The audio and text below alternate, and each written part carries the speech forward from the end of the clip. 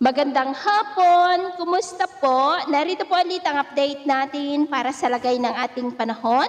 Ngayong hapon po ng April 13, 2025. Sa ngayon po ay nananatili na walang anumang banta ng sama ng panahon.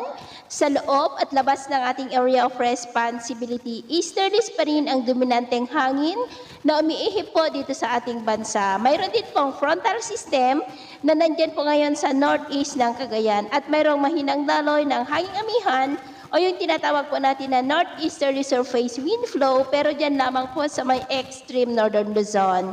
At sa ating long range forecast, consistent pa rin naman na walang bagyo na namamataan na tatawid po sa ating kalupaan for the next 2 weeks. At sa lagay ng ating panahon, ngayong hapon ay nakakaranas ng cloudy skies with isolated rains ang ilang bahagi ng Cordillera, Cagayan Valley, ilang bahagi ng Central Luzon, Metro Manila, Calabarzon, Mimaropa, Sulu Archipelago, Zamboanga Peninsula, Northern Mindanao, Caraga, Davao Region at Sorsogon.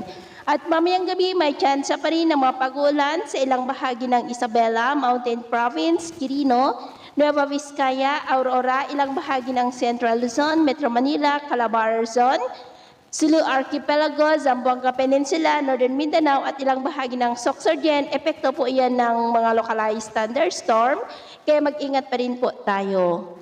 At sa atin naman pong mga baybayin, wala naman po tayong nakataas na namang gale warning signals, pero iba yung pag-ingat lamang po kung papalaot tayo para po mas makaiwas sa mga sakunang pangkaragatan. So ito na ang latest update natin sa araw na ito. Ako po muli si James na nagsasabing sa kahit na pagsubok po na darating sa ating buhay, huwag po tayong mawawalan ng pag-asa. Thank you and God bless!